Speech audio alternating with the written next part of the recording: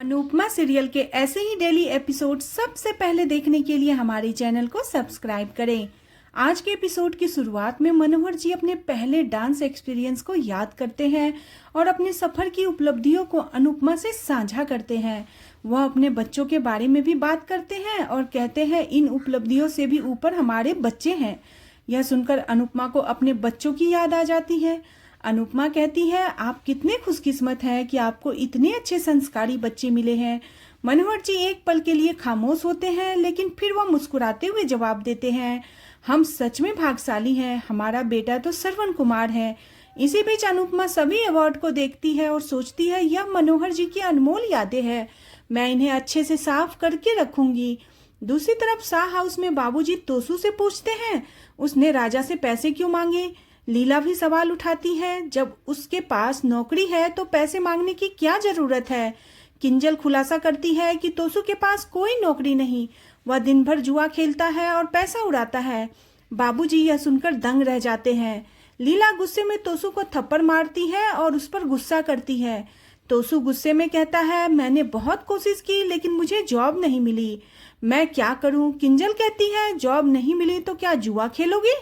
थोड़ी देर पहले तुम गिल्टी फील कर रहे थे, अब विक्टिम कार्ड खेलने लग गए। परी कहती है, आज के बाद आप राजा से कभी पैसे नहीं लेंगे। तोसू कहता है, इस बार मैंने पैसे बिजनेस शुरू करने के लिए लिए थे।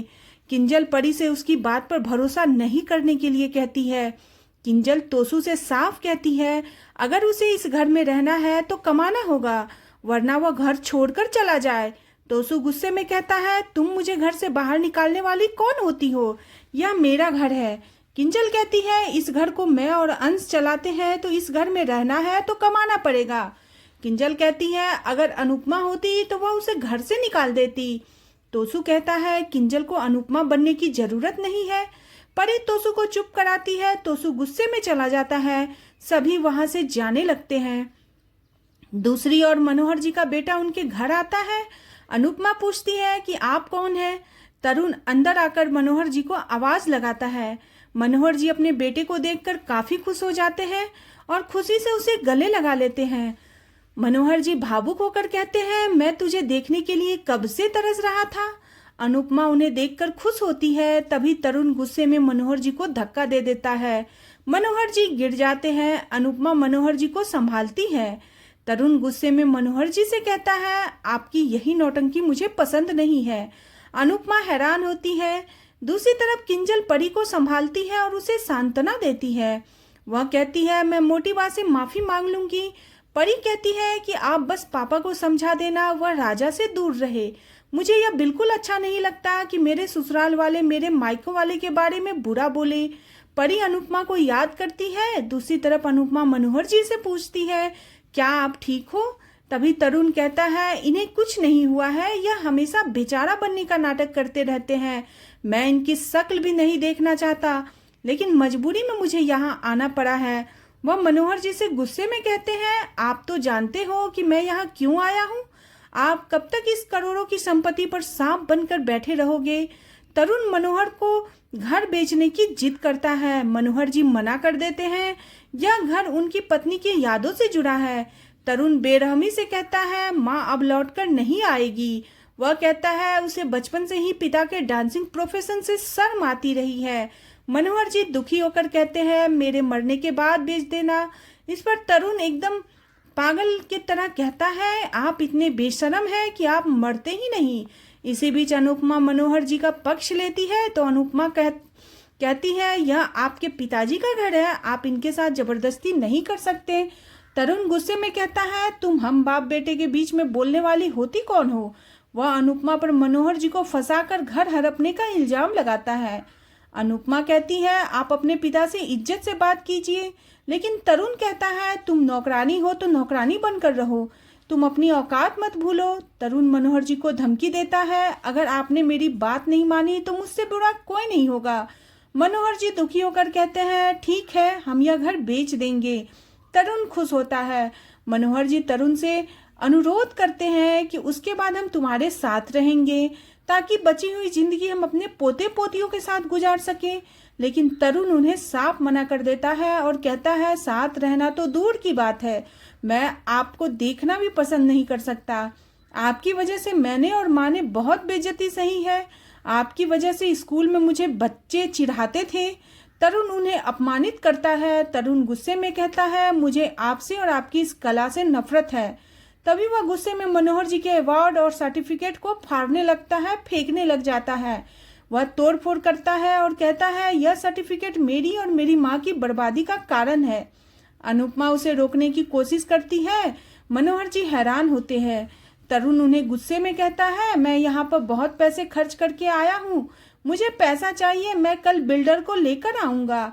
अगर कल आपने पेपर्स पर साइन नहीं किए तो मैं आपके धक्के देकर घर से बाहर निकाल दूंगा। वह उनसे साफ कहता है कि आपके मरने के बाद यह सब कुछ मेरा हो जाएगा, लेकिन तब मैं आपकी चिता को आग भी नहीं दूंगा। मनोहर जी हैरान होते हैं। तरुण गुस्से में चला जाता है। मनोहर जी दुखी होकर टूट जाते हैं और रोते हुए कहते हैं बड़े होते ही बच्चों को क्या हो जाता है, बड़े होते ही बच्चे निर्मोही क्यों हो जाते हैं। माँ बाप बच्चों के खिलौनों को संभाल कर रखते हैं और बच्चे माँ बाप को ही नहीं संभाल सकते। बच्चे हमारी सबसे बड़ी दौलत होती है और हम उनके लिए बोझ बन जाते हैं। इसी बीच अनुपमा मनोहर जी के लिए पानी लेने जाती है। तभी मनोहर जी को दिल का दौरा पड़ता है और वे गिर जाते हैं। अनुपमा उन्हें देखती है और तुरंत संभालती है। वह उसे होश में लाने की कोशिश करती है। मनोहर जी की हालत बहुत खराब हो जाती है। अनुपमा हिम्मत करके उन्हें सहारा देती है, उन्हें बाहर लेकर आती है। वह रेडी होकर उन्हें सुलाने की कोशिश करती है, लेकिन उन्हें कुछ भी नहीं मिलता। तभी वह उसे ठेला पे सुलाकर हॉस्पिटल लेकर जाती है और हिम्मत देती है। मनोहर जी कहने लगते हैं अब जीने का कोई मतलब नहीं है, क्योंकि उनका बेटा तो उन्हें मरते हुए देखना चाहता है। अनुपमा रोते हुए कहती है ऐसा मत बोलिए। तभी मनोहर जी हाथ छोड़ देते हैं। अनुपमा चौंक जाती है। दूसरी तरफ पाकी अपनी चालाकी दिखाने की कोशिश करती है। वह मीता के पार्लर से महंगे प्रोडक्ट्स चुरा के योजना बनाती है ताकि वह उन्हें बाहर बेच सके। ईशानी कहती है आप पकड़ी गई तो कोठारी परिवार आपको जेल भेज देंगे। पाकी चली जाती है। ईशानी कॉफी डेट पर जाने की तैयारियां करती है। दूसरी तरफ डॉक्टर मनोहर जी का इलाज कर रहे होते हैं। मनोहर जी की हालत बिगड़ने लगती है, पर डॉक्टर अनुपमा से मेडिकल हिस्ट्री पूछते हैं। अनुपमा कहती है वह सिर्फ काम करने वाली है। डॉक्टर कहते हैं इलाज के लिए तुरंत जानकारियां चाहिए। अनुपमा सोचती है घर पर उसे मनोहर जी की मेडिकल फाइल मिल जाएगी। अनुपमा तय करती है कि वह किसी भी कीमत पर मनोहर जी की जान बचाएगी। दूसरी तरफ राजा परी को दुखी देखकर उसका मनोबल बढ़ाता है। परी कहती है पापा की वजह से मैं सबके सामने शर्मिंदगी महसूस कर रही हूँ। राजा वादा करता है कि आगे से वह कुछ भी परी से नहीं छुपाएगा। परी कहती है इसमें तुम्हारी गलती नहीं है, मेरे पापा कभी नहीं सुधर सकते। राजा परी को खुश करने की कोशिश करता है। दूसरी तरफ राही डांस प्रैक्टिस करके आराम करती है और कहती है ऑनलाइन डांस सीखने में वह मजा नहीं जो रियल में लाइव सीखने में है। वह सोचती है अगर प्रेम ने आधा काम नहीं बांटा होता तो मुझे डांस प्रैक्टिस के लिए टाइम भी नहीं मिलता। दूसरी तरफ अनुपमा मनोहर जी के घर पहुंचती है और उनकी दवाइयां ढूंढने लगती है। वह दवाइयां लेती है और सोचती है अगर दवाइयां हैं तो मेडिकल फाइल भी होगी। इधर राही मनोहर जी को फोन करने के बारे में सोचती है और फैसला करती है अगर वह अहमदाबाद में है तो उनके इंस्टीट्यूट में जाकर डांस प्रैक्टिस करेगी। दूसरी तरफ अनुपमा को मनोहर जी के कमरे में दवाइयां मिलती है। वह मनोहर जी की अलमारी में मेडिकल फाइल ढूंढने लगती है। तभी मनोहर जी के फोन पर कॉल आता है। अनुपमा सोचती है शायद यह फोन किसी रिश्तेदार का हो सकता है जिन्हें मनोहर जी मेडिकल हिस्ट्री बता रखे हो या उनको पता हो। इसमें मुझे तरुण का नंबर भी मिल जाएगा। इधर राही कॉल उठाने का इंतजार कर रही होती है। अनुपमा फोन उठाने के लिए जाती है। तभी तरुण वहां आता है और पूछता है तुम यहाँ क्या कर रही हो। अनुपमा हैरान हो जाती है। अनुपमा घबरा जाती है और आज का एपिसोड यहीं पे खत्म हो जाता है। अगले एपिसोड में देखने को मिलेगा कि तरुण अनुपमा के घर पर कागजात चुराने का आरोप लगाता है और केस दर्ज कराता है। अनुपमा को पुलिस उसके चौल से पकड़कर ले जाती है।